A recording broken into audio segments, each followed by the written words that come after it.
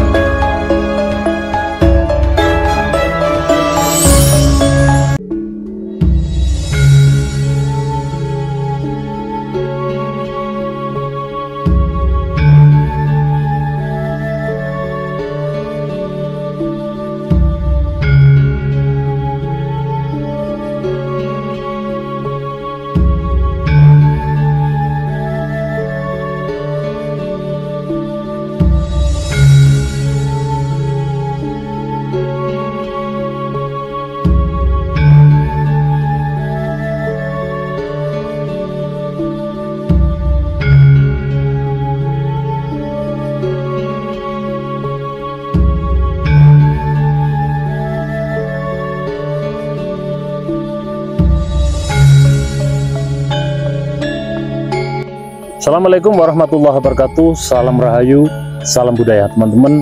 Vlog kali ini kita real, kita ada salah satu situs yang sangat luar biasa dan keren banget, ada di atas gunung, dan inilah salah satu jejak Nusantara yang sangat real. Bagaimana kisahnya? Mari kita ikuti channel Kang Hudris. Ya teman-teman, kita ada satu peringatan untuk dimohon tenang, karena lokasi ini adalah lokasi sakral.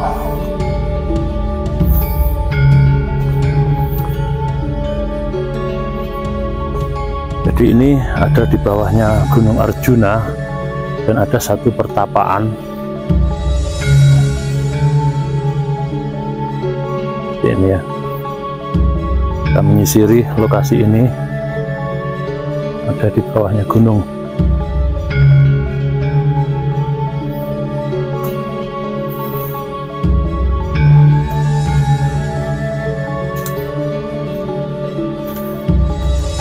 Kita lihat bersama teman-teman.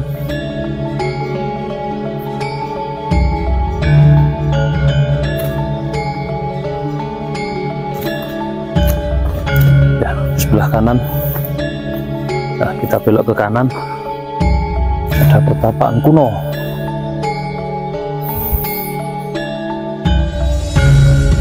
Ini ada daki dari sepanjang. Rahayu, Rahayu, Rahayu.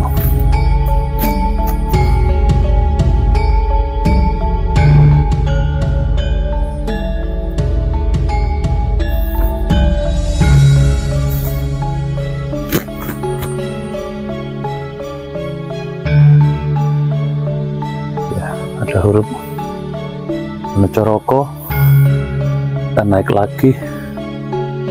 Batunya juga berukir.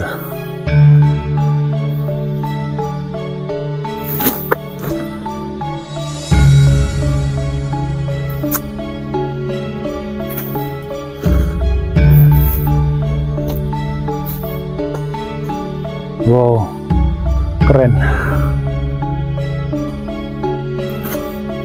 Wah, ada di atas sana. Ya. Wow. Ya, kita ke sini dulu. Ya, Rahayu, Rahayu, Rahayu. Amit Mbah. Amit. Ya.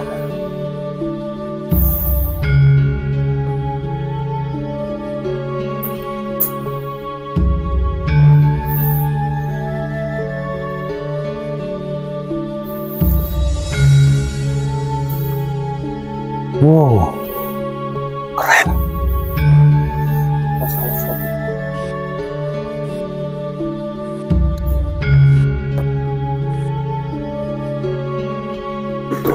Gunung Arjuna merupakan gunung yang paling sakral terutama pada masa Kerajaan Singosari dan Kerajaan Majapahit. Gunung Arjuna sendiri nama ini diambil dari kisah Mahabharata, putra dari Pandu dan Dewi Kunti. Yang tengah ya, yang pertama adalah kakaknya yang pertama adalah Yudhistira atau Puntadewa ketika masuk dalam kasusaraan Jawa berubah jadi Puntadewa. Kakak selanjutnya yaitu Werkudara dalam bahasa Jawa yang di dalam epik Mahabharata yang asli namanya Bima. Sedangkan kemudian yang tengah itu Arjuna atau Janaka dan kedua adiknya Nakula dan Sadewa. Yang Semar sendiri, nama Semar memang diduga muncul pada masa-masa akhir Majapahit. Sedangkan pada masa Majapahit maupun sebelumnya termasuk muncul pertama kali pada kasusastraan masa Kadiri dalam serat Batut Kaca Seraya. Ada para pengiring yaitu yang dikenal dengan Punta Kertala. Ya. Kemudian dalam relief-relief yang ada di gunung-gunung Penanggungan maupun Gunung Arjuna dan Welirang ini, kisah Semar juga kemudian yang nama Majapahitnya adalah Punta, termasuk Petruk yang mana kunonya adalah Kertala. Punta dan Kertala ini adalah pengiring, kadean atau semacam emban dari para pangeran, yaitu Pangeran Panji. Tetapi pada masa Kadiri ini pasif peranan Punta dan Kertala. Baru kemudian pada masa Majapahit inilah peranan Ki Semar atau Kiai Semar atau Ki Lurah Semar atau kemudian Punta dan Kertala ini aktif. Selain sebagai emban para pangeran, termasuk juga kemudian sebagai penasehat spiritual para raja Jawa. Sebagaimana kemudian dikisahkan ketika dalam lakon Semar menjadi bekakak, gitu ya. Abimanyu putra dari para Pandawa ini kemudian ketika menyekar ke leluhurnya ini terlihat sedih dan murung.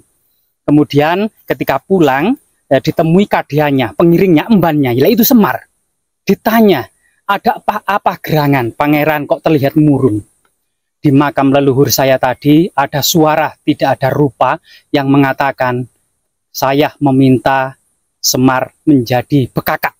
Semar marah langsung menuju ke kuburan mencari titik dari suara tersebut.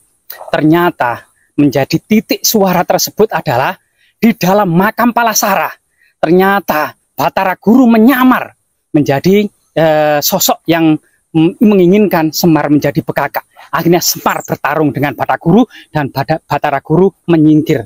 Inilah karena Semar selain kadean atau pembantu para raja termasuk penasihat, sebenarnya dalam diri Semar sendiri itu adalah sosok Sang Hyang Wenang.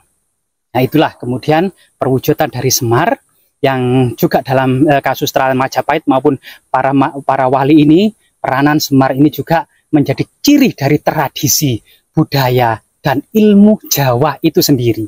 Atau dikatakan bagaimana kemudian ilmu Jawa itu atau kejawen itu apa artinya? Tidak terlepas dari mitologi dan kisah kesaktian Sang Hyang Wenang, yaitu Semar itu sendiri. Dalam hal ini kemudian di lokasi lereng Gunung Arjuna yang banyak sekali kemudian kisah Semar, kisah Pandawa, kisah Arjuna ya. Dalam kemudian secara artefaktual sebenarnya sosok Semar ini adalah sosok Dwarapala yang juga memiliki kisah yang sama dalam menjaga.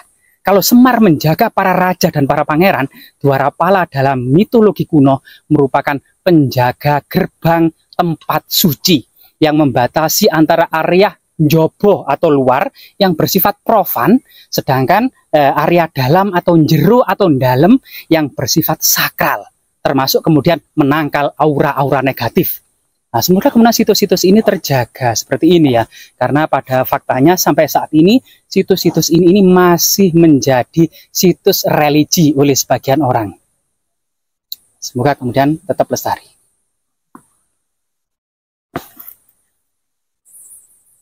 Ini tidak bisa kita lihat, karena kita tidak bisa melihat secara detail untuk bagian tubuhnya ya, bagian bawah ini karena diselimuti oleh kain putih sebagai bentuk bahwa tempat ini merupakan tempat suci ataupun tempat sakral pada di zamannya dan berlangsung sampai saat ini, sebagaimana banyak peziarah yang datang sini untuk perjalanan spiritual dan melakukan ritual di sini.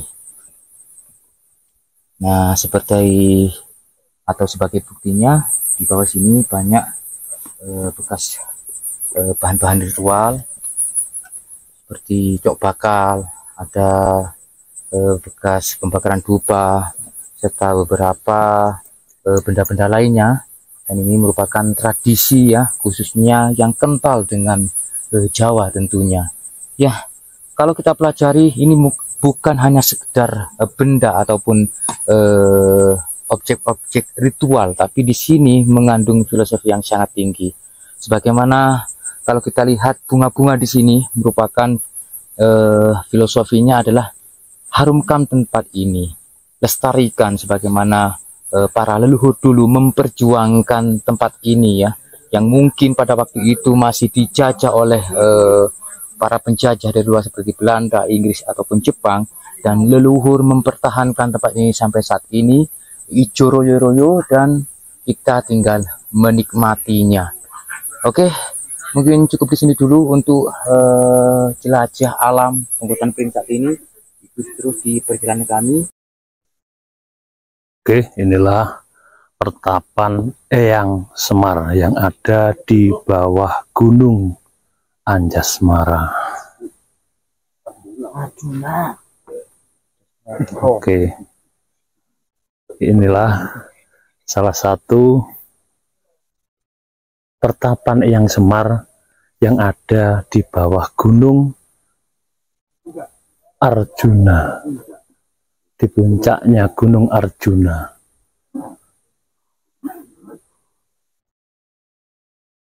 Salam Rahayu, salam budaya. Terima kasih teman-teman. Mohon maaf atas kesalahan. Terima kasih. Wassalamualaikum warahmatullahi wabarakatuh. Rahayu, rahayu, rahayu.